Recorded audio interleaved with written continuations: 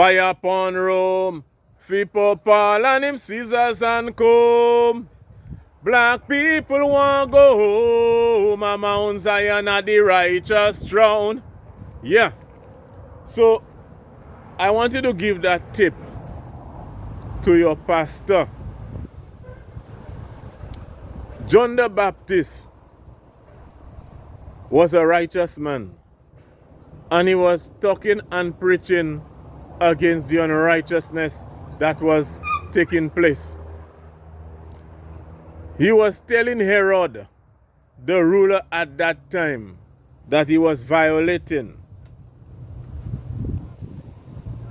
And he died as a result of standing up on righteousness. Paul, who wrote most of the books in the New Testament, he's one of the writers who wrote the most books. And he was tried and tested in court. And he died even in a horrible way, holding on to the gospel. There's this other guy,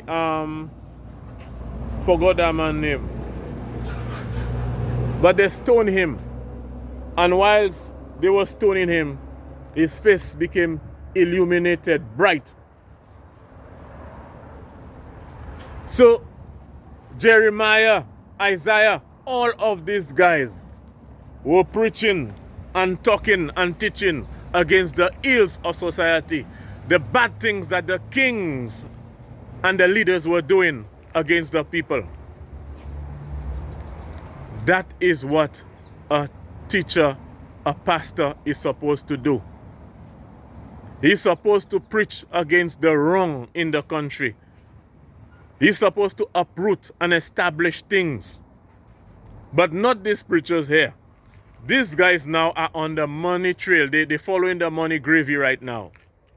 So, in the hearts and in the minds of these pastors, most of them, what they want is for an opportunity to be invited to the House of Assembly when the Governor General is given the throne speech.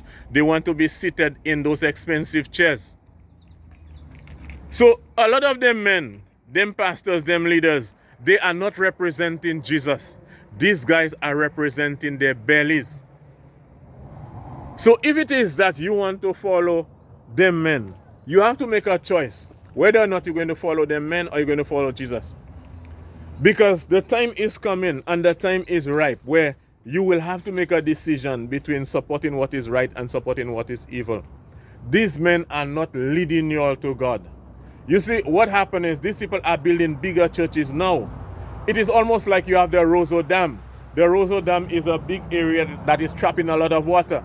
So their buildings is to trap you and to indoctrinate you into ways that make you more obedient to foolishness. You understand? So that's what these pastors do. So Jesus said, if it is that you are following me, you're going to be persecuted. You're going to be persecuted for righteousness. But none of them pastors, most of them are not being persecuted because they are not standing up for Jesus. They are standing up for the establishment. Jesus said, give unto Caesar the thing. You know, when the disciples came to Jesus Christ, saying that these men want them to pay taxes. And Jesus said, okay, it's all right, give it to them. Pay the tax. Jesus said, give unto Caesar the things that belong to Caesar, and to God the things that belong to God. That means pay your taxes, but the things that belong to God, give it to him. What happened now? These same pastors we have now, they do not pay taxes. They put themselves on an exemption status. So now they exempt themselves from paying taxes. The politicians have them in their throat and they can't say nothing against the wickedness that some of them politicians are doing. The pastors are now supporting and endorsing the wickedness that some of these politicians and the leaders of the world are doing. Because they want to get exemption status where they can bring in their chairs, where they can bring in their SUVs, where they can bring their computers for their children without paying any tax. And that's a violation of the rule of God. So, Who is going to stand in the gap for you? Not them preachers. Not them preachers. Because them men, God already reject them already. The thing that I'm talking to you right now is better than any of the messages that them man giving you right now. Okay? So really, let me tell you something. You see the way things are going on in the world now. Everybody have to humble themselves to the creator of heaven and earth. You have to humble yourself to the one who died for your faults, your sins. And follow and get to know God for yourself. Because them fellas will take you for a ride. These pastors will take you for a ride. And at the end of the ride, the worst place that the place that you do not want to end up at all, that's where you're going to end up.